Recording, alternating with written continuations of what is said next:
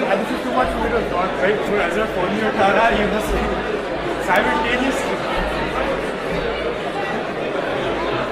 Yes, sir. Yes, sir. Best of both worlds.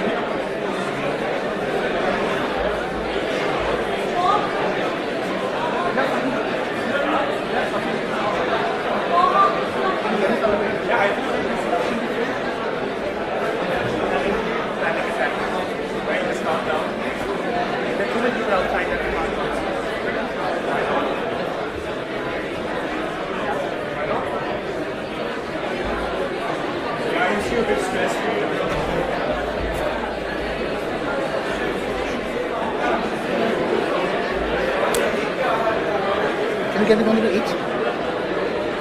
Why do you need something to eat? I'm feeling exciting. Get some water. If you have some food, then you feel like vomiting. No, just give me Where can I get something to eat from? from Starbucks again. And we go to all the way to Starbucks, right? I need something to eat, otherwise I'm feeling I'll try. Sunny might need something. I'll try. Okay, what do you want? Chips or something sweet. Chocolate maybe. There won't be a net with me. I'll try.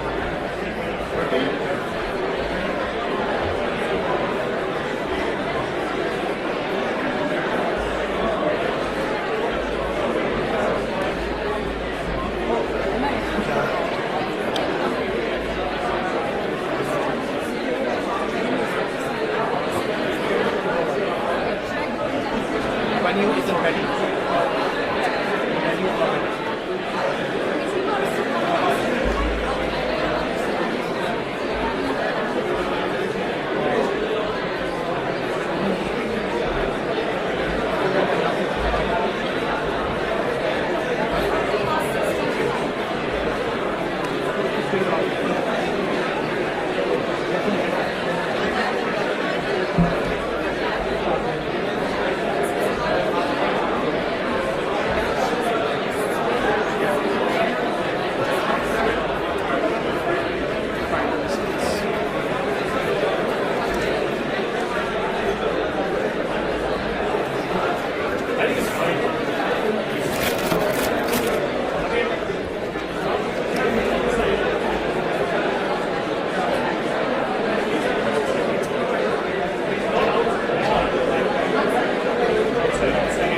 Good, yaar. Are you feeling better?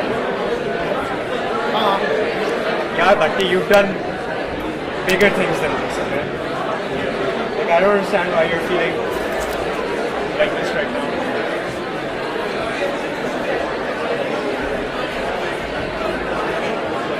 Have some water.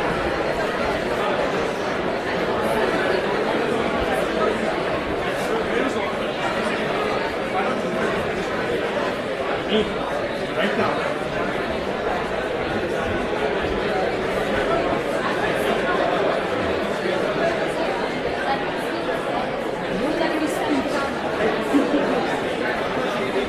Are you going to see Dr. Banu?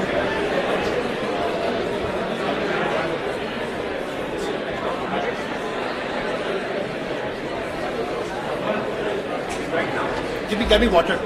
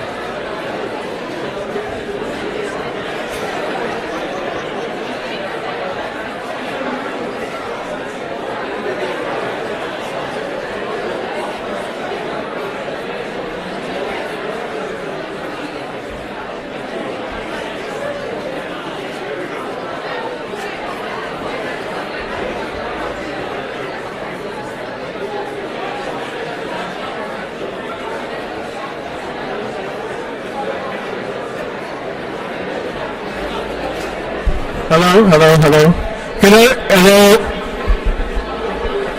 I'm gonna make Can I request, Can I request to avoid congestion that the people sitting on the sides move towards the end and use up all the spaces? Please move towards the ends, because we don't want to have any congestion today.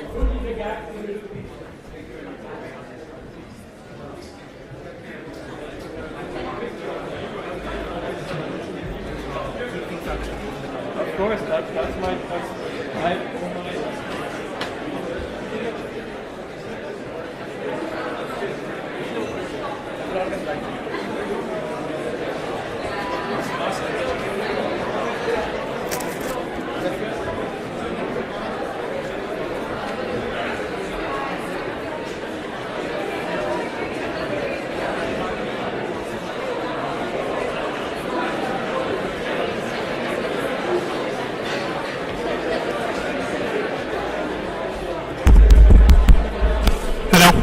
Hi guys, hello. Can you all please remain quiet for 5 minutes? The speakers are on their way into the hall. And once they show up, please put up a big round of applause. Thanks.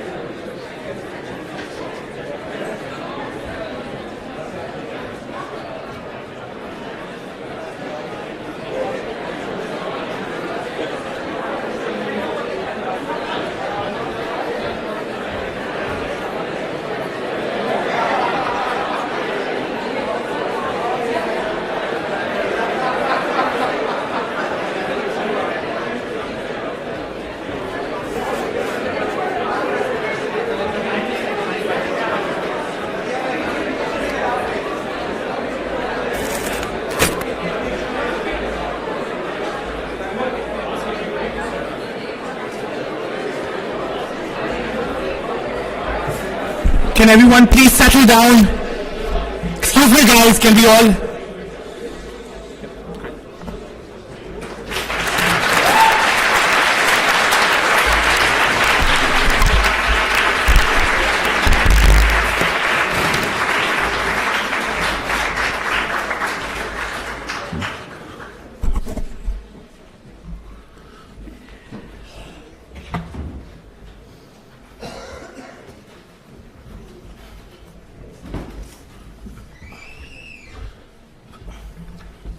So I've almost had a panic attack today with the amount of people who've showed up. Thank you so much for showing up today for this event.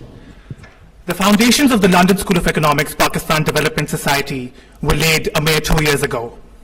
And in a short span of 2 years, it has brought us to this: can intelligence services do good? Our commitment to having productive and constructive discourse and dialogue on Pakistan has brought us a long way. Last year, we were the pioneers of the first ever student-run Pakistan-oriented conference, the Future of Pakistan Conference. Since we are running out of time and the schedule is tight, I would like to introduce to you the chair for today's panel, Dr. Mukulika Banerjee. Dr. Banerjee is the director of South Asia Center. She is also an associate professor here in the Department of Anthropology. Dr. Banerjee, you have the floor.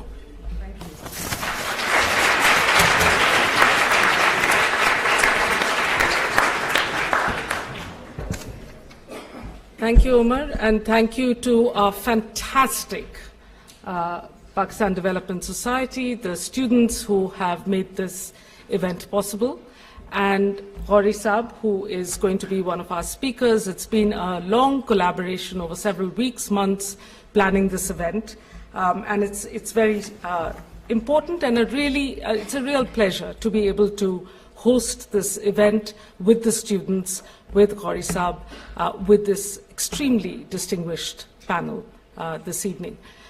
Just to say that the LSE South Asia Center is 2 years old this year. It's a very new society, But it is a very old relationship that the London School of Economics and Political Science has with the South Asia region, and that's why we set up the South Asia Centre.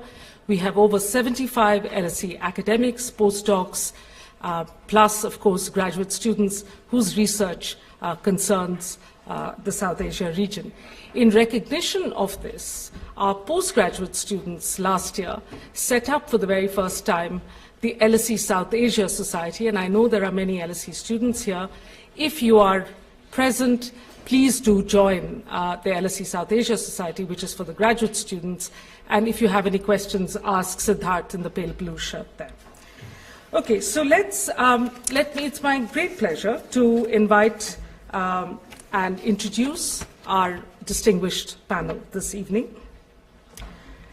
On my left, on my immediate left, is Ehsanul Haq. He's a retired 4-star general of the Pakistan Army. General Haq served as Chairman, Joint Chief of Staff Committee of the Pakistan Army until 8th October 2007. Among the many important posts that he has held, he was the Director General of Military Intelligence between 1999 and 2001. During this time, he commanded the Army Corps in the Rest of Tribal Region and Khyber Pakhtunkhwa. In 2001, he was appointed the Director General of the Inter-Services Intelligence shortly after 9/11. He was later nominated as the first ever Colonel-in-Chief of the Army Air Defense and has been recipient of the Hilal-e-Imtiaz for his meritorious services. On my immediate right is Amarjit Singh Dulat. He is a former Special Director of the Intelligence Bureau of India and, more importantly, the former Chief of the Research and Analysis Wing, India's premier intelligence agency. He served as the head of the Research and Analysis Wing from 1999 to 2000. He was advisor on Kashmir in the Prime Minister's office between January 2001 and May 2004. Mr. Dulat also served in Kashmir as Joint Director Intelligence Bureau from 1988 to 1990. Which can be termed as the most troublesome periods in the valley. He has captured his views on this period in his book entitled Kashmir, the Vajpayee Years. On my extreme right is Aamir Ghauri, who is one of the 2 discussants for this evening. He's a prominent Pakistani journalist. Many of you will recognize him from his work on television. He's worked with The Nation, The Frontier Post, and is a founding member of the News International. He had a primetime show at ARY in Pakistan, headed ARY Europe, and served as a director for Dunya TV in 2008. Ghauri regularly features on international media channels, including BBC, Al Jazeera, and CNN. Ghauri Saab is also the director-founder of the South Asia Future Forum, the co-organizer of the event with us. And finally, but not the least, on my extreme left, is Rahul Roy Chowdhury, who heads the South Asia program at the International Institute of Strategic Studies. He writes on regional security and stability and also organizes several Track 1.5 meetings. These involve discussions with top South Asian government and intelligence officials on regional stability, nuclear doctrines, and India's foreign policy. He's a visiting faculty member of the Royal College of Defence Studies, London, and he's also involved with the Foreign Service Programme at Oxford and the National Defence College in New Delhi. On a small personal note, a request to all of you to respect the spirit in which we want to have an open, frank, candid debate and discussion in the way that we do in any university, especially when we disagree with views that are being aired. I myself have to say I'm an Indian national who has lived and worked and done research in Khyber Pakhtunkhwa in Pakistan, and I know that debate and discussion is possible under all circumstances. So let's respect the spirit of that. The way we are going to do this evening, and I will not need to intervene anymore. I've introduced all our speakers. We will have both our star speakers, who you all have come here to hear, first speak by turns for about 10 minutes each, and then our 2 very eminent discussants to comment on their to put forth their own ideas and to comment on what we have heard. And then we will have a short conversation on stage amongst the participants. And then, believe you me, I will leave you enough time to ask lots of questions. You have to cooperate, ask short questions, no comments, please. Stewards have been instructed if you make comments, your microphone will be taken away from you. So please do cooperate with that so we can get all questions in. Thank you. So may I now invite General Saab to make the first set of remarks. Thank you.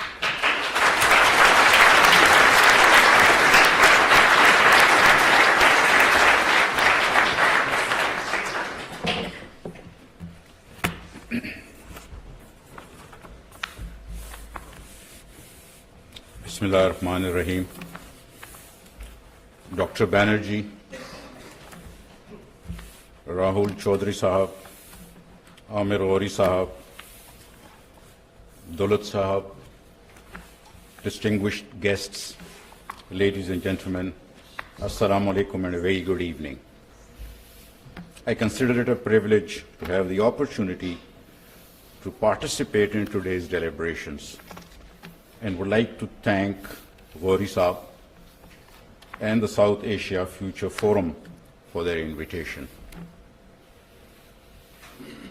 You would agree with me that South Asia is one of the most important regions of the world, home to a quarter of the entire human race and the largest concentration of population below poverty line. It projects enormous potential for growth and prosperity, with a growing middle class and a huge market. Unfortunately, regional cooperation, which is a prerequisite for the realization of its potential, is stunted by a tenuous regional dynamic and strategic stability, predominantly influenced by the differences between India and Pakistan. A history of conflicts, unresolved disputes, particularly the Jammu and Kashmir dispute, continue to haunt Indo-Pakistan relations. The two most critical issues that have undermined any attempt at a rapprochement between the two countries are the Kashmir dispute and terrorism. Kashmir dispute, as you are well aware, is probably the oldest unresolved international dispute, and in our perspective, the core issue between Pakistan and India. The Indian emphasis on terrorism as the most important issue in Indo-Pakistan relations is also linked to the situation in Kashmir, although there have been mutual accusations of terrorism beyond Kashmir, that is Mumbai and Pathankot in India, and Baluchistan, the TTP, that is the Tehreek-Taliban in Pakistan, and Karachi. The relations have taken a turn for the worse in the wake of the mass uprising in Kashmir since July last year. The Kashmiris are used to surviving in the most densely militarized zone in the world and the repression at the hands of the Indian forces. However, the security forces' response to the latest protests since last year were in singular ruthlessness, killing more than 100 Kashmiris. Most shocking was the indiscriminate use of pellet guns, which has blinded hundreds of civilians, including women and children. For those of us who have been keeping abreast with the situation in Kashmir, the current uprising has not come as a surprise. Deep alienation and despondency amongst the Kashmiris, particularly amongst the youth, was clearly discernible for a long time, which was aggravated by political apathy and uncertainty, particularly after Prime Minister Modi's government came into power. However, even the keenest observers of events were taken aback by the magnitude and emotional intensity of the crisis. Let me list some important conclusions that can be highlighted by the unfolding events and the current situation. First, Kashmir dispute cannot be wished away.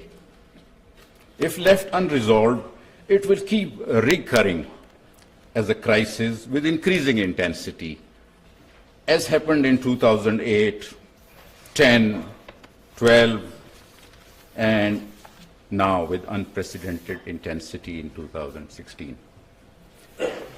Status quo, or putting it on the back burner, offers no solution, as it is suffocating the Kashmiris, compelling them to resort to desperate measures. The Kashmiri struggle has shifted to a new generation, with the youth and even children in the forefront of the protest. The spontaneous nature of the flare-up and the indigenous character of the struggle is firmly established and recognized, and attempts to unfairly malign it or link it to cross-LOC support from Pakistan have not succeeded. After many years, Kashmir has regained centrality in Indo-Pakistan policy focus, raising tensions, intensifying diplomatic acrimony, and escalating the situation along the line of control. It is quite obvious that Indian claims and attempts at pacifying the region have not been successful, despite coercive political, administrative, and overwhelming military means. Besides a political security crisis, it is also a daunting humanitarian challenge, with people's right to life, liberty, and security continuously challenged.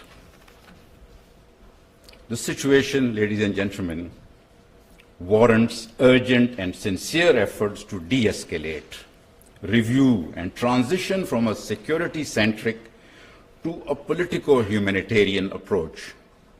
This is essential to create space for multi-track dialogue between all the stakeholders, including the Indo-Pakistan track, to address the urgent problems and, more important, the aspirations of the Kashmiris about their status and future. The onus for this is, of course, entirely on New Delhi. There have been many sane voices expressing concern over the BJP government's Kashmir policy within India. Recently, there have been, one can discern indications that Delhi may be coming out of denial and reviewing its muscular approach. Let's hope it is realized soon. Coming to the issue of terrorism, the obvious need is for both countries to cooperate in defeating this menace. Despite earlier misgivings, Pakistan has repeatedly expressed that it is prepared to simultaneously discuss and cooperate on terrorism. This was clearly enunciated some time back in the joint communique after the two prime ministers met in Sharm el-Sheikh in 2009. It was then that Pakistan also expressed its deep concern about Indian-sponsored terrorism, particularly in Balochistan. The current case of Kulbhushan Yadav, a serving Indian naval officer working for the RAW, his confessions about his activities in supporting insurgency in Balochistan provide irrefutable evidence of Indian involvement. Pakistan has also been extending willing cooperation on the Mumbai and Pathankot investigations. This is despite, in our view, India's failure to respond to similar Pakistani requests on the inquiry into the Samjhota Express terrorist incident in which many Pakistani lives were lost. Obviously, the absence of a structured engagement and cooperative mechanism between the two countries thwart any progress. Ladies and gentlemen, there are no problems between Pakistan and India that cannot be solved through dialogue. Engagement and resumption of dialogue is neither a concession nor a favor to either party, nor is it an end in itself. Having established deterrence, war is no more an option between the two countries. We must now structure a detente that can reduce tensions and move meaningfully towards dispute resolution. India's policy of setting preconditions for resumption, we feel, has also become somewhat untenable. There have been skeptics on both sides, in India and Pakistan, and I may say some of them are very prominent, credible people who contend that we should be realistic in our expectations and should not hope for any breakthrough in relations under the Modi government. Time and again, when faced with tough electoral battles, Prime Minister Modi and his extremist allies have deployed harsh rhetoric against Pakistan as an electoral and political maneuver. In my view, this doesn't bode well for the future, as elections are due in Pakistan in 2018 and in India in 2019. In fact, with the departure of Prime Minister Nawaz Sharif, Pakistan, in my view, has already commenced its transition. It is our sincere hope that the leadership in the two countries moves forward in an enlightened and statesmanlike manner and wouldn't let the elections, that is the 18-19 elections, be a pretext for further procrastination. A jointly agreed structure for a comprehensive dialogue is already in place. The two national security advisors have been in contact and deliberating the recommencement of this dialogue process. It is now a matter of political will, which we hope will not be wanting. I thank you.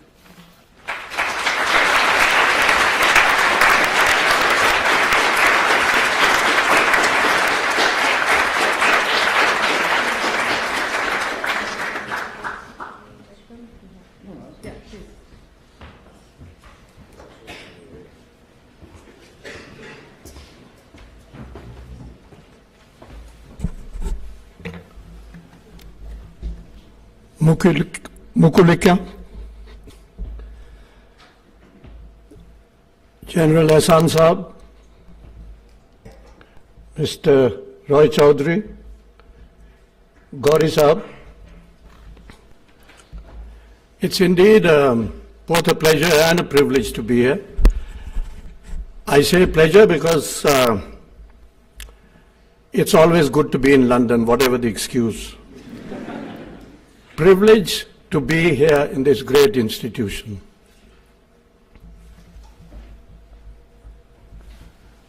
I didn't know what the subject was, but it says something about can intelligence services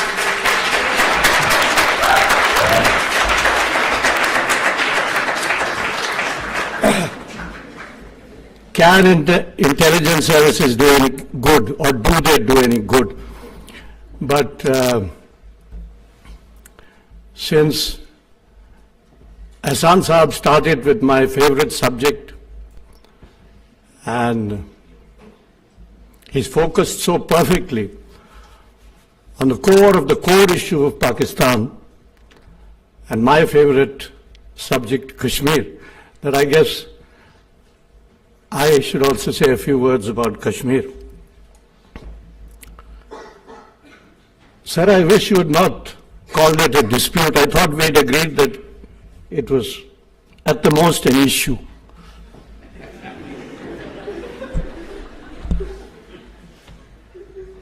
Also, let me remind Ehsan Sahab that but for the last 15 months, Kashmir was never mentioned by Pakistan or in Pakistan. It was not raised at all during the 2013 elections. Mia Sahib never talked about Kashmir. And even Imran Khan said we could put it on the back burner. So now Kashmir is being raised again, and I don't blame Ehsan Sahib because of the mess that we have created in Kashmir in the last 15 months. So Pakistan is back in business. They never miss an opportunity. And the point here is that heavy-handedness has never worked in Kashmir. Actually, it doesn't work anywhere, as we've seen most recently in Spain. And I think if there is one message which comes out of Kashmir, not today, not yesterday or the day before, but for as far long back as one can remember, whether it is Mahatma Gandhi or Kalhan, that you can achieve a lot through love and through compassion, but you will never achieve it by force. And I think that is the mistake that we have made in the last 15 months. I can't argue with the figures that Ehsan Sahib mentioned. I don't know them. But yes, it was unfortunate that a lot of youngsters were killed. A lot of security forces personnel were also killed. But let me say that if there is alienation in Kashmir against India, anger, at times like in the last 15 months, maybe even disgust, let me assure you there is no love lost for Pakistan. Pakistan has long gone out of the Kashmiri equation. And the Kashmiris realized that there is nothing more to be gained from Pakistan. Pakistan is only a convenient fallback position for Kashmir and Kashmiris. And when they are angry with us, then the green flags come out. But that is all that it means. I agree entirely with Ehsan Sahib that Kashmir needs to be discussed and needs to be discussed up front, not only between us, but also between Delhi and Srinagar. Coming to the issue of terrorism, we've borne the brunt of it for a long time. Things are better now. And we know that Pakistan is also suffering because of terrorism. But if Delhi says that there cannot be talks as long as there is terrorism, then I think Delhi is justified. But I agree entirely with Ehsan Sahib that there is no way but to talk. So I would say in the case of Pakistan, we need to make this one exception and talk along with terror.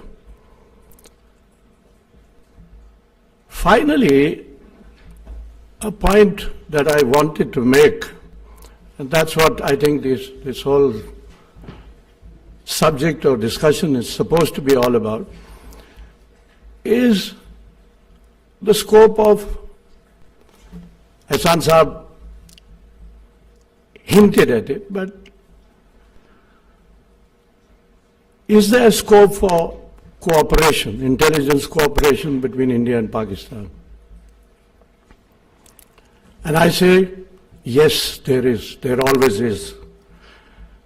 Pakistan now has a very special relationship with China. They've always had a very long-standing relationship with the United States.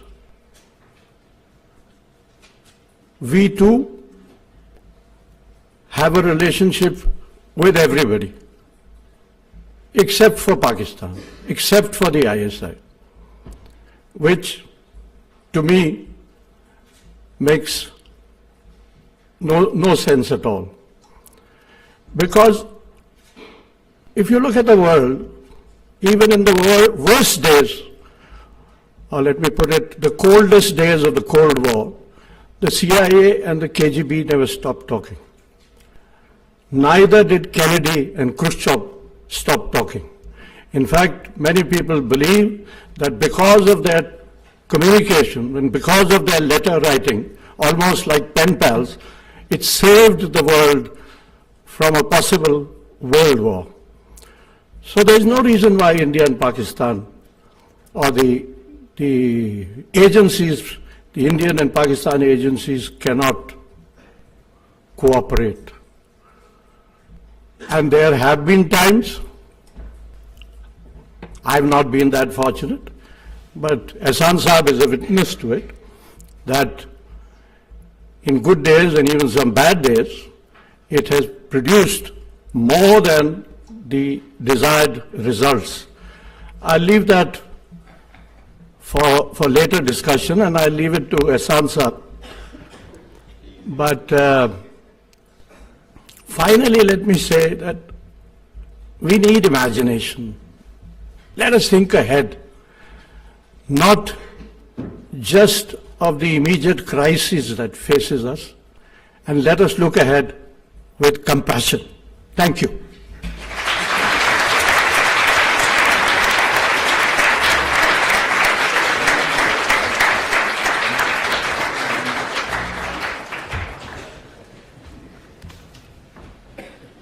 Thank you very much. It's a privilege to be here today to give my 5-minute bit on the topic. It's also daunting to come after two spooks, not just spooks, but two former chief spooks.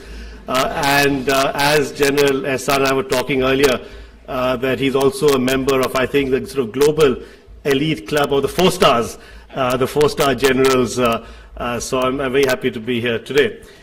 What I want to do is really just to sort of focus on the topic itself, which is whether intelligence services can do good or not. My own view clearly is that it's not in the business of intelligence services to do good. It is in the business of intelligence services to focus on enhancing the security of their countries, the foreign policy aspects, to ensure in certain cases of intelligence services stability within the country, and maybe for some of the larger countries worldwide, their intelligence services would focus on economic issues and prosperity issues. I think when we look at India and Pakistan, the first two become important for intelligence agencies, the security and the stability. But it's not always the case for both agencies to focus on this.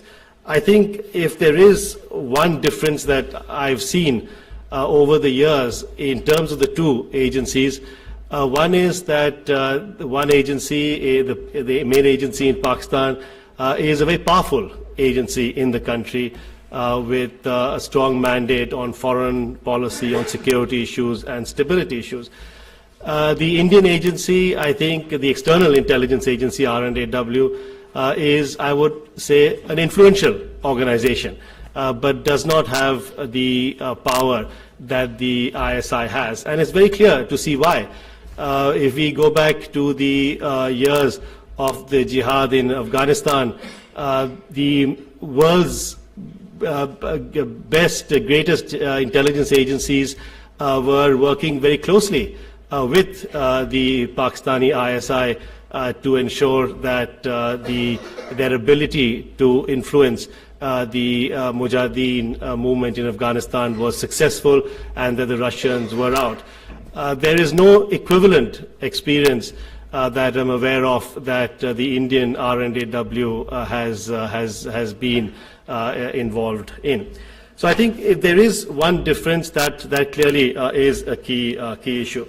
But there are times when serving national interests of both countries to ensure enhance the security and foreign policy agenda, both intelligence services have been mandated by their political leaderships to work together. And Dulat Saab has mentioned this obliquely, but there have been occasions in the 1990s and later when there was contact between the ISI and RA and AW, where meetings were held between the chiefs in different parts of the world.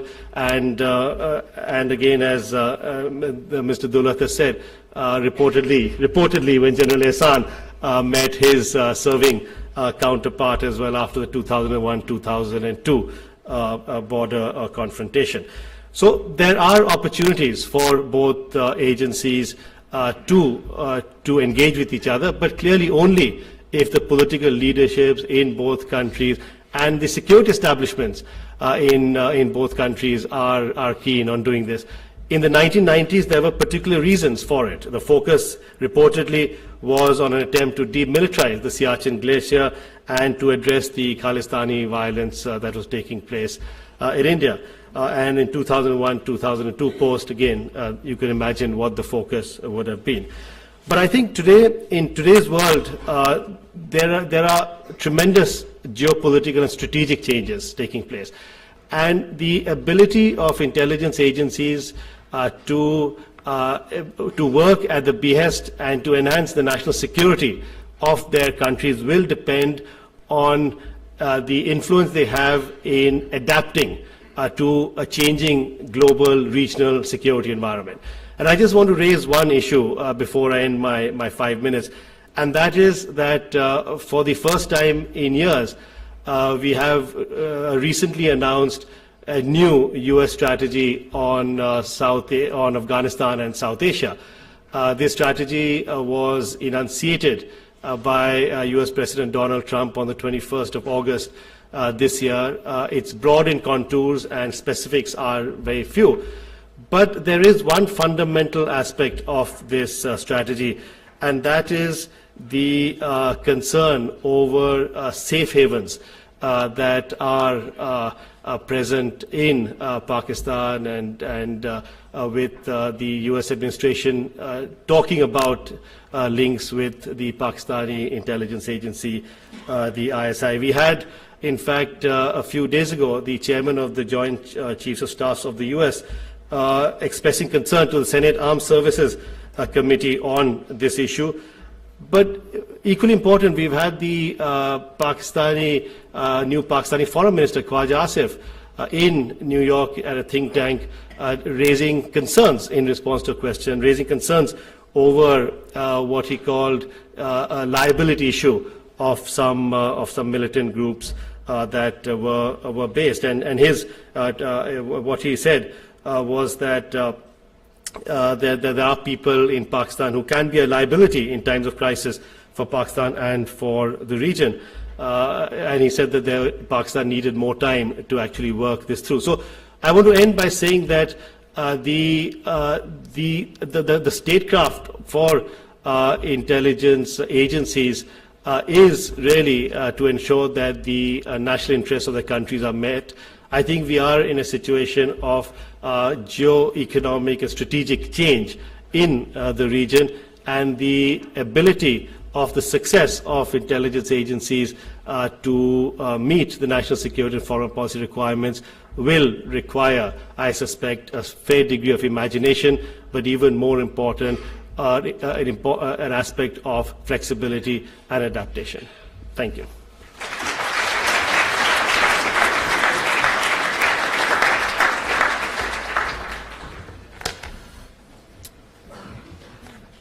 A very distinguished panel, Dr. Mukulaka Banerjee, my esteemed friends who are sitting in the front rows, and tomorrow's world.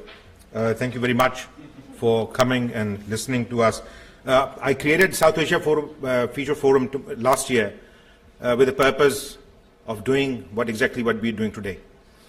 But we hope to move on from politics to maybe other regions, other areas, in coming days. These words I'm going to speak are literally the thoughts which came to my mind when I was driving down to pick up my daughter from her school. And since I'm suffering, as an old man from selective memory loss, I came back and jotted them down on the computer. I'll just read it. So you have to bear with me. We live in a post-9/11 world, a world with new rules of engagement and estrangement, of admissibility and culpability, of commission and admission, of friendship and animosity. Once cherished ideals and hopes of non-alignment have no place in today's world. You are either with us or against us. That is the kind of world we are living in. Many read us in capital letters. They think that it is US. Some at their own peril. If they don't agree, they will face difficult times. Even nobler desires of global democracy has been brutally bruised, not by the so-called dim-wit dictators in Koreas and etc., or the third world, but by the very so-called intelligent, vocal Western advocates of the idea. Not that they have proven it's during the 20th century, but after 9/11, they are reconfirming by their conduct that democracy may be an ideal too limited in scope, an idea that works within the confines of a nation state, because the international order is definitely being run dictatorially. The world of entente cordiale and détente seems so last millennium. Welcome to 21st century, where long established and internationally recognized struggles for self-determination are now wantonly described as terrorists. We live in a world whose leaders love to look back to eras and epochs, to real or imaginary times when history was golden and humans angelic. I come from a region where conflict reigns supreme, and investment into conflicts are heavier than attempts to create a peaceful and prosperous future for posterity. The purpose of bringing the two former spy masters from the subcontinent, a nuclear flashpoint we are regularly told, was to know if the future for 1.5 billion humans would be as bleak as the recent past of crippling poverty, or should we work on schemes that could change the course for good? For they definitely know much more than we do. I firmly believe states behave like human beings because humans run them. The winds that are blowing across India and Pakistan are fraught with fires of acrimony and hatred. Humans are less valuable than perceived or prepared notions of history. It is easy to blame each other. Easier still is to continue in that vein because it does not require critical thinking. But statecraft must be different from mathematics. Hence, while agreeing to the premise set by my learned speakers, I would like to put across a couple of questions which I picked up from your talks, both General Ehsan and Doolat, that India and Pakistan have fought wars and the borders, remain permanently volatile, firing across line of control and the actual working boundary in the disputed Kashmir, northern areas, is a daily reality. But things must not have been this bad throughout the 70 years of history. Were there moments when RAW and ISI collaborated in order to help the other? Because we have been going to India to play cricket. They've been coming to Pakistan. So, did anybody pick up the phone and said, listen, our boys are coming, take care of them? And then, our girls and boys are now crossing over to Bollywood, to be their heroes and heroines. So, are they enemies or, Second question is, much is written about the role of ISI, the role that ISI played for the US strategic interest to defeat the erstwhile Soviet Union in Afghanistan. Now, keeping Afghanistan as the core template, can India's RAW play a similar role for the US vis-a-vis China, harming Pakistan in the process? And another question, couple of questions, that when General Ehsan was saying that the war is not an option, why billions are being still spent on the preparation to fight a war which is not an option. And lastly,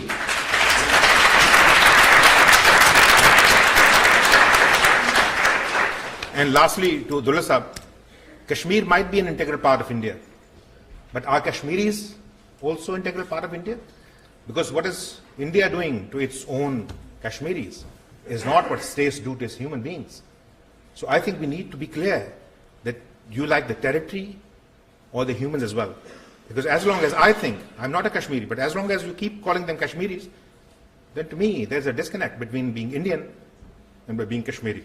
Thank you very much.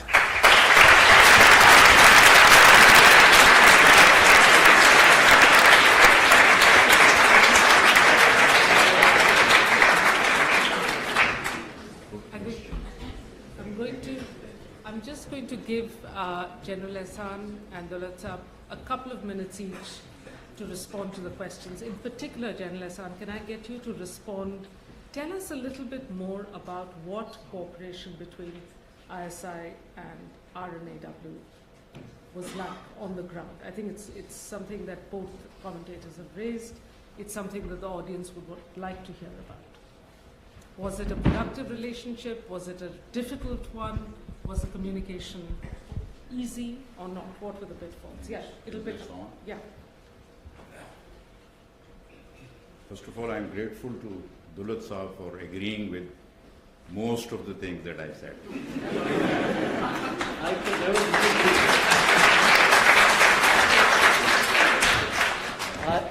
I shall never disagree with Pakistani friends, never.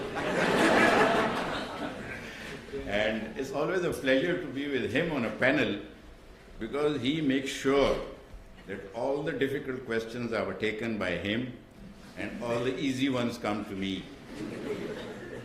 So I'm sure that is going to be the pattern today also. With regards to cooperation between the intelligence agencies, ladies and gentlemen, the interaction between intelligence agencies is such and must be such that even when there is a breakdown at the diplomatic political level, when there is a breakdown in all channels of communications between states and entities, the intelligence channel must continue to work. Because that, let me be sorry for being a little arrogant, but that becomes the last resort sometimes for preventing and preempting crises. Unfortunately, that's not been the situation in South Asia, which is what Doolat Sahab referred to, and he said their intelligence services have all sorts of cooperation and interaction and linkages with all the intelligence systems of the intelligence agencies of the world. And similarly, we have, with a very large number of intelligence services in various countries, but somehow or the other between Pakistan and India, traditionally, we have not had that sort of linkage, which, as a professional, any intelligence person will tell you, it must be there. Now, as far as I know, I met somebody similar to my counterpart somewhere, and it came in the Indian media, and they said that General Ehsan has met somebody, but it never came, there was never any acknowledgement in Pakistan media or government resources, so frankly speaking, we still stand there. In my view, the initiative for this has to come not at the intelligence services level, at the political level.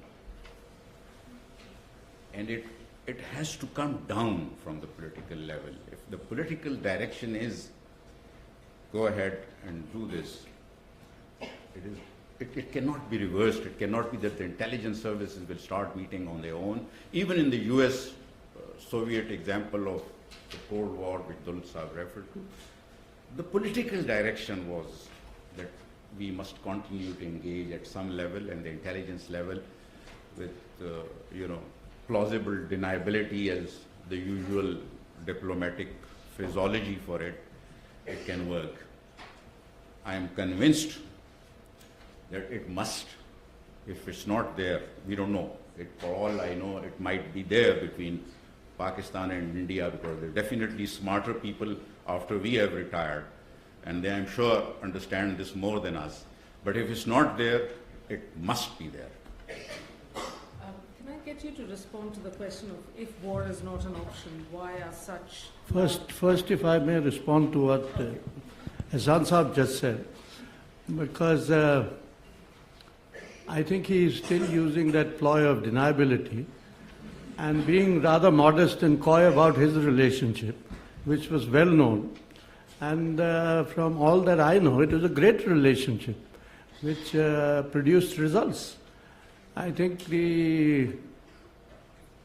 sir, if you recall, the 2003 ceasefire took place because of you and your friend. And if I can go beyond that, your friend also tipped you off with intelligence which may have saved General Musharraf's life. And I think that is something which even General Musharraf, in a way, acknowledged. So, I don't think we need to deny that. And it's a feather in your cap, sir, as it is in your friend's cap. But coming back to, if war is not an option, I've been stressing, throughout, I was trying to do that a little earlier here, and I've said that many times before, in track 2 meetings, in the book that I wrote, that there is no option but to talk. Dialogue is the only option between whoever. And I agree with Ghauri Saab when he says that so many billions being used for preparation of a war which is never going to take place. On your other question, if I could answer it very quickly about, what India thinks of Kashmir. Kashmir is a part of India, a very integral part of India. Kashmir is not going anywhere. I think the Kashmiris know that, and the world knows it. But yes, I acknowledged it there, that we need to deal with Kashmir in a more civilized manner. Okay, I'll tell you, we have half an hour for Q&A. Should we open it up and take questions, because I know there'll be lots of... Is that okay with both of you? Yeah. And you can always... Okay, so can I remind you to keep your questions really short, please? And ask a question, not make a comment. So we have 2 roving microphones on my right. I need the stewards to look at me. So there's a gentleman at the last row who had his hand up first.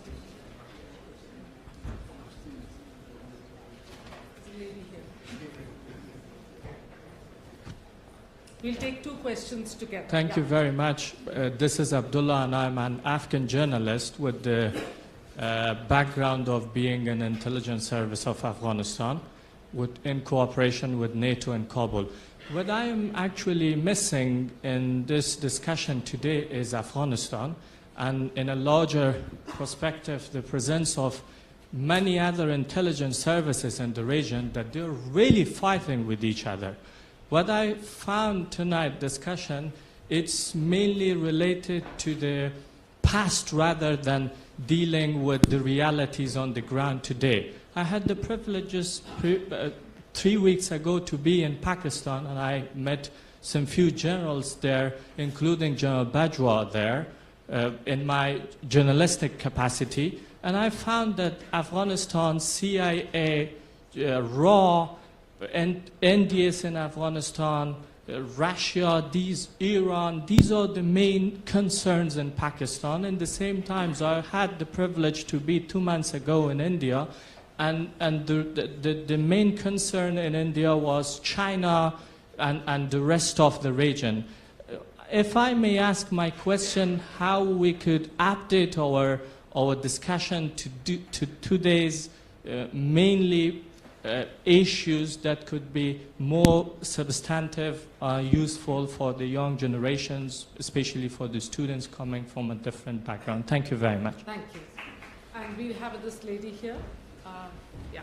Hello, I'm Smriti and I'm studying postgraduate from LSE. I have a question with Ehsan Saab.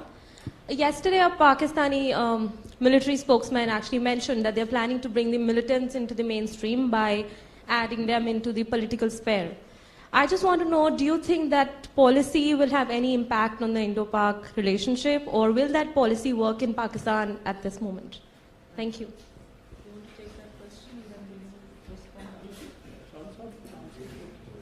You're getting an easy answer. Exactly what I said will happen subsequently. So please keep your answers brief. Okay, first of all, While you're at it, sir, do both. First of all, I'll take this question from the young lady with regards to, you mentioned about militant organizations. You see, when you are faced with a situation of extremism, militancy within your borders, it's quite okay if you're fighting Al-Qaeda, which is an extra-regional or an external entity which has come and you tackle it in one way, or ISIS. But when you tackle, for example, an entity which is within your borders, then the approach is always very different. For example, if we take the case of the Taliban, because our friend from Afghanistan asked over there, how is it being tackled by the United States and by the Afghan government? How is it being tackled?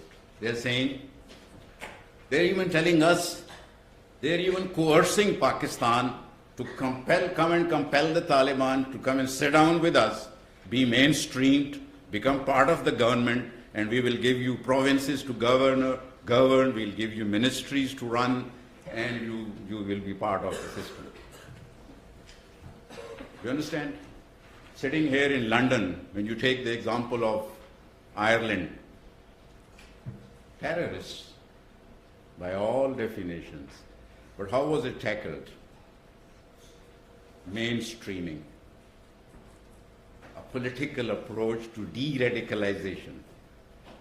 Now I don't know, there is a debate in Pakistan of, there are these entities which have been involved in extremist activities and militant activities.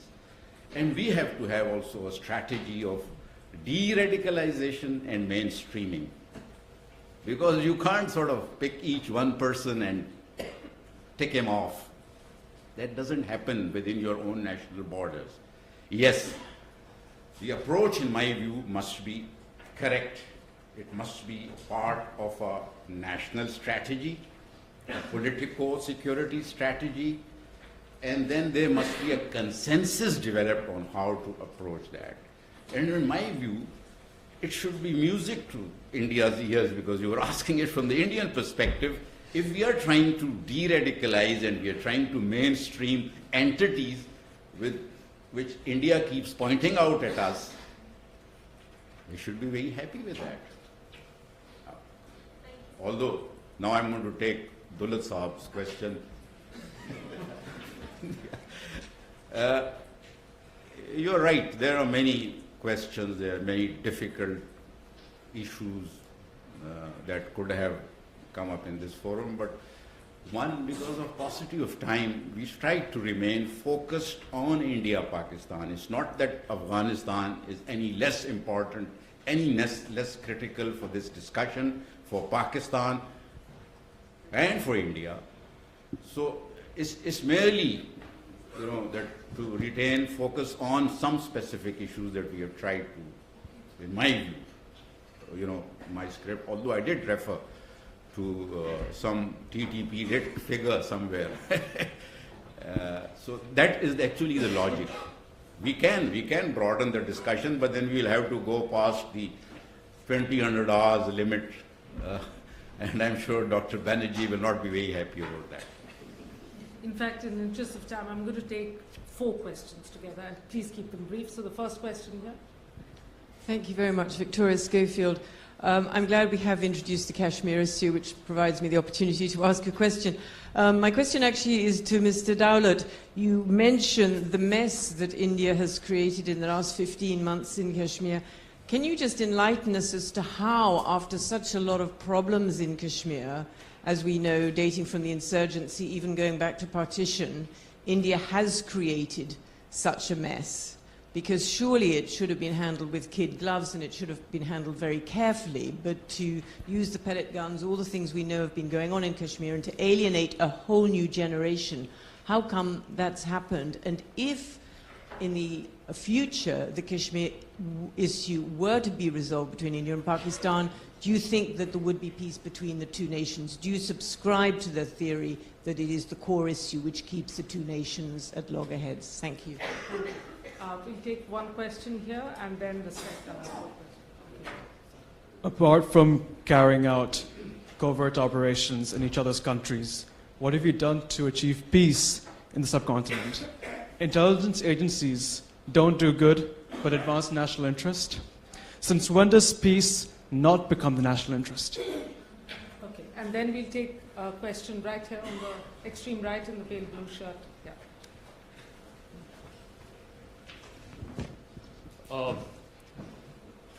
So my question is to Ehsan Saab. So General Saab, my name is Siddharth. I'm the president of the LSE South Asia Society. And General Saab, of course, let's keep Kashmir and everything aside for a second. My question is something very simple. It's essentially when we start asking the tough questions, that is when I believe friendship starts to be forged. And my question is very simple, sir. Why is it that, and this is all based on things that I've heard while I was at LSE, and let me tell you, outside of India and Pakistan, Indians and Pakistanis are best friends. So these are my questions which have been asked by people who have told me this right here. And, there are people, my friends from Pakistan, who tell me that, Siddharth, these are the things that, I really feel where Pakistan is going wrong, but I don't have the guts to go back to Pakistan and ask these questions. So there were civil services officers of your country, 2 of them last year, who actually said that, well, we support you on the Kulbhushan Jadhav thing. We think that, what our country is doing is wrong. But, hame वापस जाके अगवा नहीं करवाना अपने आप को हमारी military से. And the third thing was that, there are people who say that openly, if I go to a madrasa, I will hear people telling me that, do you want to take up arms against, India? And these are things I've heard over here, sir. So my question is, sir, why do we need to brainwash people? Because the hatred has to stop from inside. And until and unless it finishes from inside, I don't think something can happen. So, sir, what's your response to this, sir? Okay, thank you. Should I just say that because there was a cluster of opinions there from a wide variety of LSE students, I allowed an extra long question. Yeah. But that's an exception. There's a question here in the front. This lady here. Brief, please, and can I request you both to keep your answers brief as well? Yeah? That's even more difficult. It's very difficult to... I'm Aisha Siddiqa. I have a question, one for Mr. Dulat and one for Mr. Ehsan. Mr. Dulat, you said that for Kashmiris, Pakistan is a fallback. But do you think that will continue to be the case when they're now confronted with a Hindutva, the Prachari Hindutva, who is kind of used to, an education which puts down and which is, very angry against Muslims and looks at Pakistan in a certain way. I mean, the management of India has changed, so that will reflect on how Kashmiris or even Muslims of India think about India. Thank you. My question for Mr. Ehsan. That's a question. That's one question. Let's leave it at that. No, I have to, please. Just very quick question. I'm sorry. Let's just leave it at that. That's a big question. I think there are 2 related questions here on Kashmir. Why don't you? They're both, related. Do you want to take them together? Like Ghauri Sahab said some time ago, he has these memory lapses. I'm a little older than him, so I've forgotten everything. But anyway, to come back to what you were saying, madam, yes. Let me try and put it like this. The magic of it all is what Ehsan Saab said, mainstreaming. And I think the magic there is also democracy. Democracy works. And I think the mistake that we are making, apart from the mess that we've created, is still not talking to people. It's high time we started talking. And this whole thing, these red lines about the Hurriyat and all, I think we've got it absolutely wrong, because the whole idea of talking to the Hurriyat is to mainstream them, is to get them into the democratic process. I don't know what your question was, madam. Labs. Labs. The Hindutva and the impact of them on the Indian politics, basically. And how it is. Hindutva. Yeah, Hindutva. Yeah, the Kashmiri is not very happy. You know, that's one of the things which has gone wrong with the coalition in Kashmir. You know, the PDP, BJP coalition, which was expected to bring Jammu and Srinagar closer together, actually has taken them further apart, because the Kashmiri has never forgiven the PDP for having, as he calls it, bringing the RSS into the valley. But you know, in the BJP's mind, the RSS may have come into the valley, but the RSS is not going to achieve anything in the valley. Let me put it like that. Okay. And there were two students who asked you questions on a very different. Raza asked you about making what has been done to build peace. Could you respond to that? I thought a more relevant and a more difficult question came from that corner. I was coming to that too, but yeah, you can do that first. This is easier because actually what you do in the intelligence, of course, is something they are, as one says, they are the unknown heroes of a lot of activities. And as I tell you, people describe the intelligence or the intelligence craft or the art of intelligence. And by the way, I'm not an intelligence operator like Doolat Saab. I'm only an intelligence. I came in as the boss. I didn't come up through the ranks. That's why we still call you boss, sir. But the intelligence art very clearly is like when you see soccer or when you see football. You only clap when the ball goes through into the goal. Nobody claps. Nobody remembers when the headlines come the next day in the media how many saves were made. It says only how many goals were scored.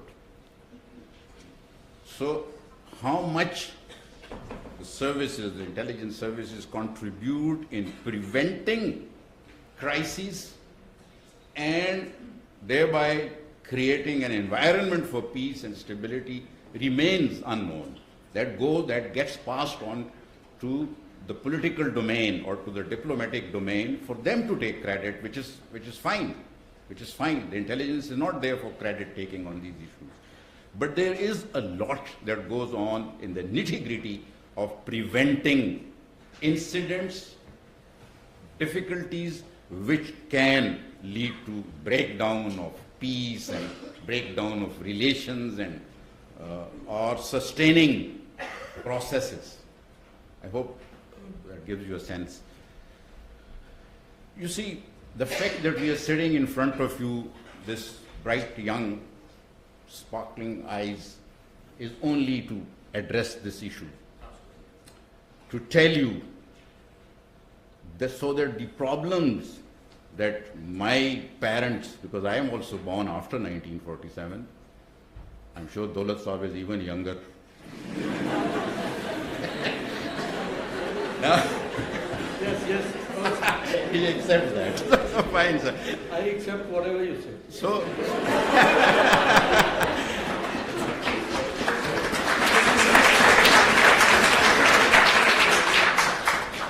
so what our parents went through and what we have gone through, we don't want to pass it on to the next generation, to our children.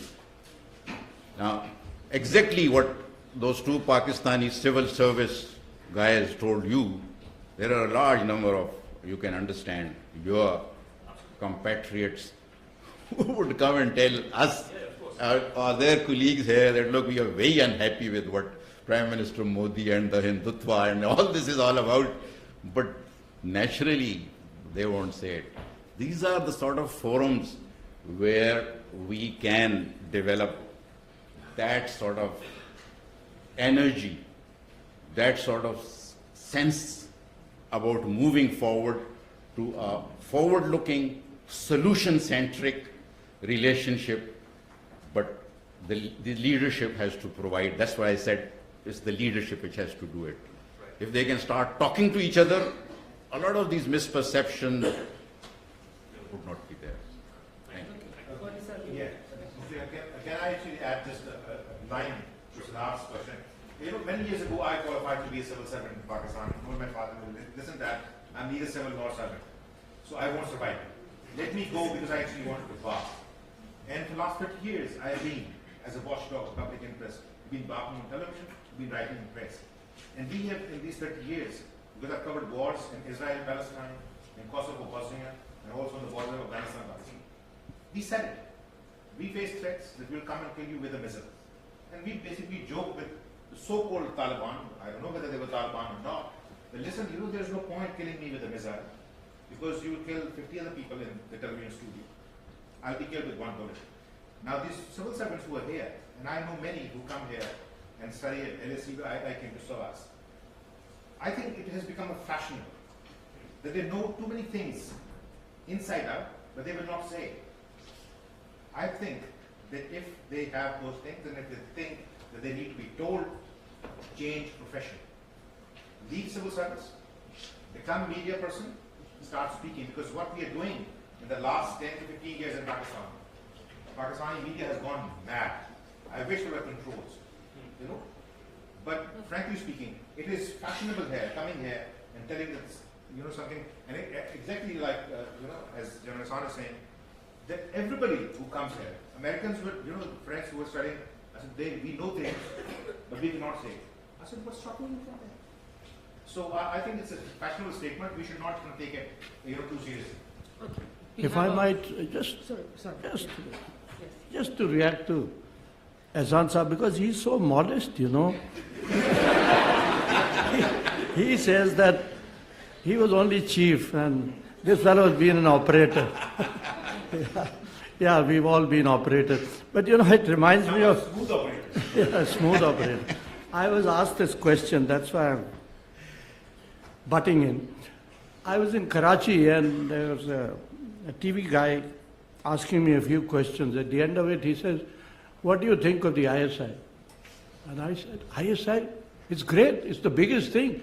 I would love to have been the ISI chief myself. Okay, there was a question here. Can I ask you to say your names actually before you speak? My name is Mustafa. I'm from Pakistan. I'm a student at the LSE, and I have a question directed at Mr. Ehsan ul Haq. You talked about the need for political dialogue. Can you hold the microphone closer? You talked about the need for political dialogue, which will in turn foster intelligence cooperation. That's well and good, but in Pakistan, there's a disconnect between the political establishment and the military establishment. So how are you going to clear that up before you get to talking about the need to establish relations between India and Pakistan? Okay. There's a question here. The gentleman in the black shirt here. Hi, my name is Kaleem Safdar Syal. I would like to ask one question to General Ehsan, and the same question goes to General Doolat as well. That you both were blaming each other for Kashmir, but my question is there is no Kashmiri present, and we should listen to Kashmiris as well, what they want. And the second question is particularly with General Ehsan, that everyone was talking about what intelligence, can intelligence service do good, but what intelligence services are doing within the border of Pakistan? Within the border of Pakistan. The Borders of Pakistan? Yes. Okay. Like Pakistani intelligence agencies, what they are doing within the borders of Pakistan. Thousands of bullets are missing, but no one talked about them. And next to me is the guy, one of the blogger who was picked up by agencies, our holy agencies, earlier this year. And he was abducted and tortured. And I think I should pass after raising the Baloch issue, I should pass this mic without permission of anyone to this guy.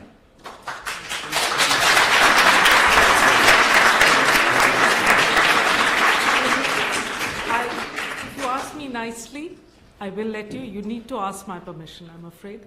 Please don't make a speech. Do ask a question. Keep it brief. Yeah. So I'm one of the bloggers who got picked up in the first week of January. So in addition to mental and physical torture, during the abduction, which we got to know afterwards, that there were charges of blasphemy on social, electronic and print media against us. And we know where the source was. So you don't What's have to... What's the question? The question is that in the last few weeks as well, we have seen that the blasphemy is being used as a tool to silence the voices of dissent in Pakistan. So is it being used as a weapon by the state agencies, or it reflects the mindset of the institution? Thank you. Thank you very much. Hello, Sadr Chowdhury. My question is, you say the onus is on political institutions. The current political shake-up in Pakistan, what is your opinion on the direction of strategic stability in that region when the governance has imploded? So let's go back. No, now we'll let them answer the questions. Did you want to go first, or did you want to amongst yourselves? Sir, Balochistan has come. We have nothing to do with Balochistan. We stay far away from it. But the interesting thing I find here is that whether he's an Indian or a Pakistani, he always addresses you. It's only the Kashmiri who wants to talk to me. I'm not surprised because I've spent a lot of time with Kashmiris. But what was the question? Sorry.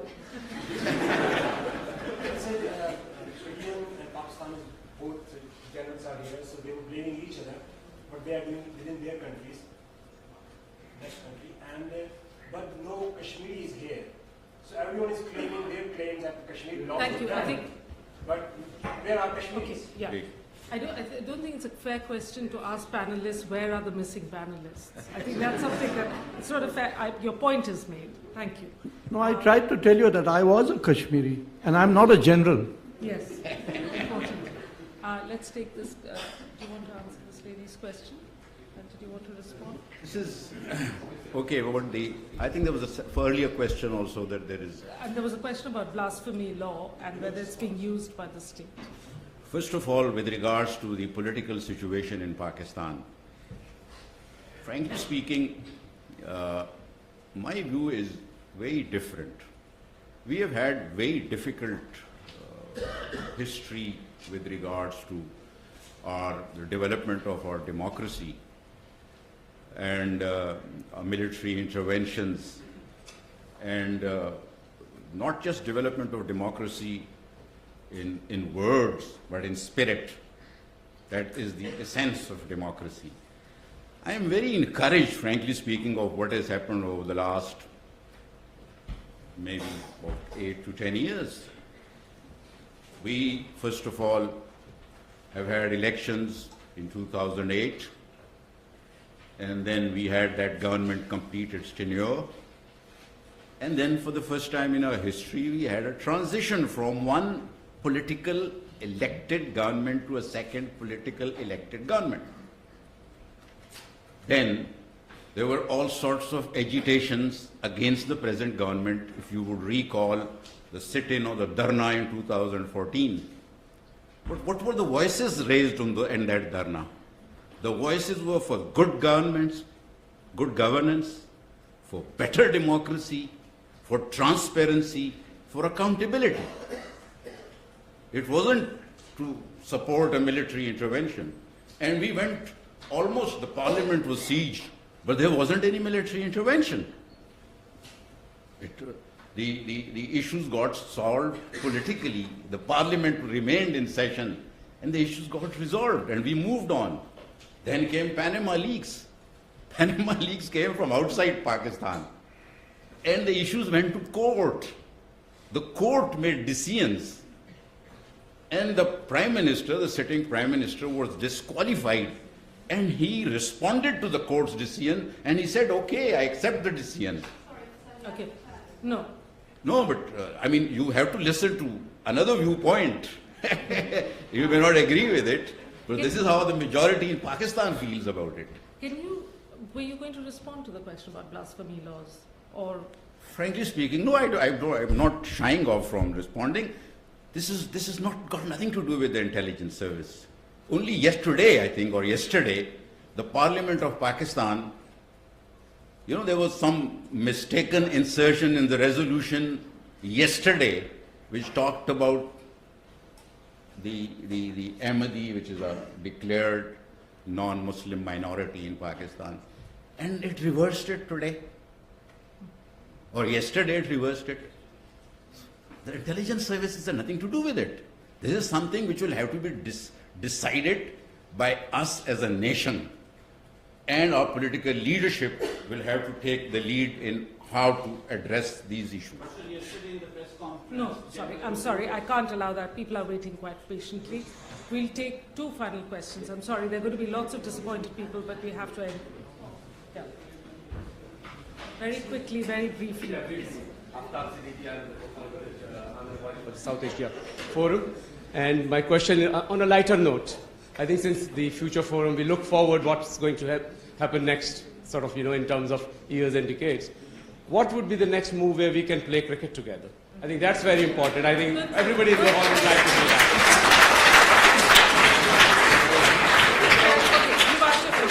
And Ehsan, any indicators that we could play cricket? That's I it. think both of you need to, but not just yet. We're going to take one final question in the extreme right there. I'm very sorry, but that has to be the final question. My name is Anubhav Jindal, and Speak up. We can't hear you. my name is Anubhav Jindal, and my question is based on Mr. Aamir Ghauri's comment that socio-economic development can be viewed as one of the solutions to Kashmir. And my question is to the entire panel that what is the panel's opinion on Section 370 in that case? Section 370. 370. Article 370, I'm sorry. Article 370. No, not at all? Because this is the final round. Okay, so I'm going to invite both. Aamir, do you want to say anything, or should we just allow them? So it's up to the two of you. Why don't you go first, and respond to them? Yeah, let me first handle Article 370. Like Kashmir, Article 370 is not going anywhere. It is there, it will stay there. So don't worry about Article 370. As far as cricket goes, we should never have stopped playing, And let me say that Pakistani cricketers should be playing the IPL league, if you ask me. And if we've stopped playing, it is because of the security scenario. And I think it's not difficult to have the next test match here at Lord's, in England. There would be no problem here. So I think, yeah, we should start playing cricket. What is the problem with cricket? My own sense is not, you see, cricket is just a symptomatic sort of a issue. I think there is a need for a change of a mindset in both countries towards each other. As I said, in my last words was the word political will. I think there is a need for a political will. And we don't have to, I said it there and I say it again, we don't have to wait for elections in Pakistan next year and for elections in India in 2019. There are many things. If we can't, we find it inconvenient to talk on the, as we call it, the track one, or openly, then we can start a back channel. But I think it is so important, it is so critical to talk to each other. Otherwise, if we are not talking to each other, by default, we create an environment into which my friend was referring, that all sorts of, the media takes over, the negativity takes over, and then, unfortunately, then we are constantly thinking that we are being brainwashed, which is not the fact. But actually, the environment in itself brainwashes. So in my view, there is a need, a serious need for engagement. And I think cricket will be down the line. Thank you. I'm just going to give Ghauri Saab a minute to say his thanks. But before I do that, can I just request all members of the audience to remain seated and not start trickling out? We are going to close the doors. You just have to wait till the platform party is left before you'll be allowed to leave. But I'm Just go and stand there. If you'd like to. Thank you. I'm not privy to any other event where the two former spy chiefs of India and Pakistan have spoken so candidly to a public audience. They say that they have. I am not aware of that. So first thank yous to Doolat Saab and General Ehsan. My second thank you to South Asia Center, Dr. Mukulika Banerjee, thank you very much for agreeing. And of course, Nilanjan Sarkar, the Deputy Director. Another very special thank you to Rahul to agree to be on the panel. Thank you very much. One special thank you to Umar Bhatti, the President of LSE, Pakistan Development Society. He's a really...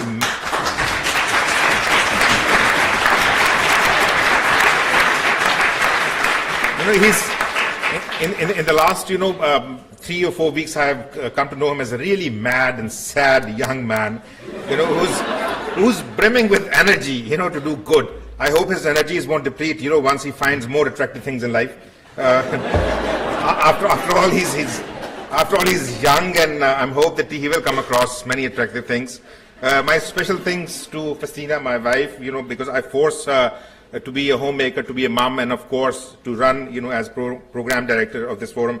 And then I have special thanks to my sponsors, Dr. Rami Ranger, Ishtaq Chowdhury, Iqbal Latif or Rafael Hotel, Tahir Aziz, Alice Salisbury from Conciliation Resources, my friends Barrister Rashid Aslam, another friend, very good friend, Sayyid Shaukat Ali, Aftab Siddiqui have already said, and thank you to all of you to come here and listen to whatever we had to say. Thank you very much.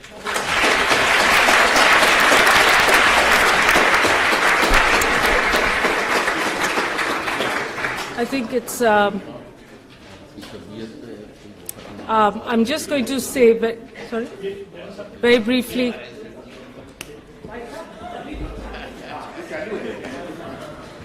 So I just want to convey very warm thanks to Aamir Ghauri for having helped us curate this panel. We couldn't have done this alone, and for Omar, who has been jumping around with enthusiasm and incredible commitment. So thank you. I'd like to thank all our colleagues at LSE Events and LSE Security who've supported this event. And I'd just like to end with a final note that, the LSE South Asia Center is really trying to create a conversation about the region. It is not specific to countries only. There are issues that we need to look at a country-by-country basis, but we also think that there are issues like the ones that we've discussed tonight that concern the entire region. There's certainly issues that concern India and Pakistan. And to this end, one of the things we started to do was in 2017, we held the first ever LSE Pakistan Summit in Karachi, where we had 2 days of conversations on human development, on the Pakistani Constitution, on art and modernity, and on philanthropy. So you can see the South Asia Center is trying to create an alternative narrative when we engage with research and discussions on Pakistan. And the one takeaway I have from tonight's event is we need more imagination, as Doolat Saab said. And I think we also need to make sure that next time we have a panel like this, we get the political figures in. And with your help, we will make it happen, because ultimately they are the ones, as you've told us, the intelligence services are clearly best pals and talking, and channels are open. We need to get our political leaders in the room and get them to talk. So thank you all very much. Please stay seated, and we'll see you at our next event. Thank you.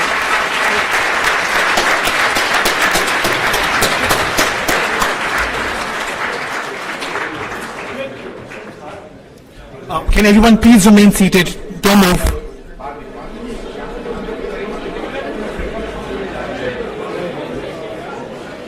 Musa, exit.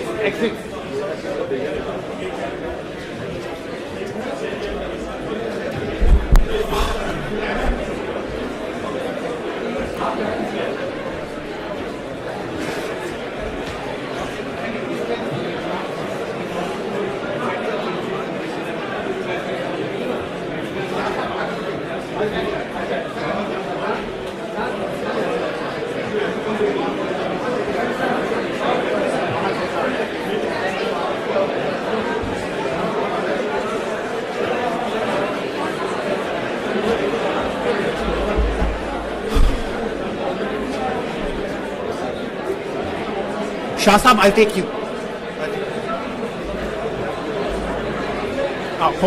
Sir, this way.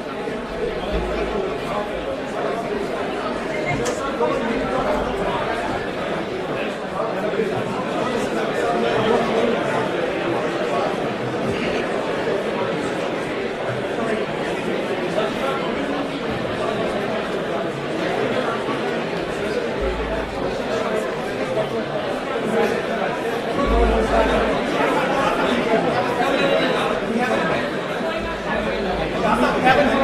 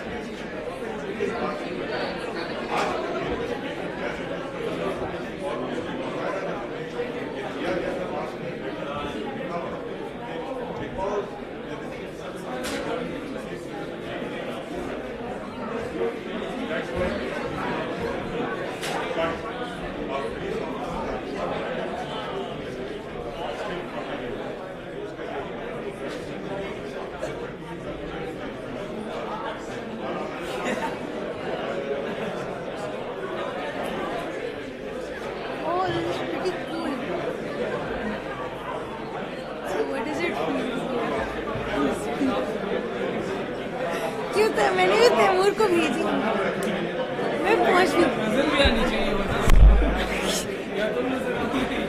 नहीं नजर आती हूँ. So what does it feel to be standing here and it's shit scary? ठीक है? Why are you taking my picture? जी नहीं. Oh yeah. Oh, this is what he was doing on the tombstone. How? Let me show you.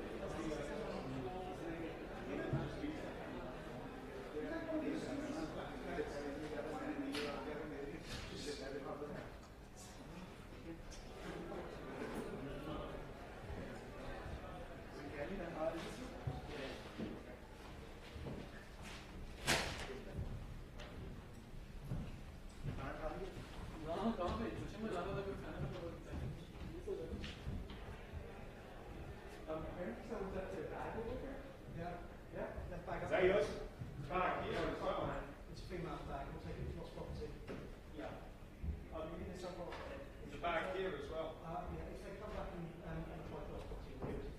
Okay. You want to stop putting barriers away now?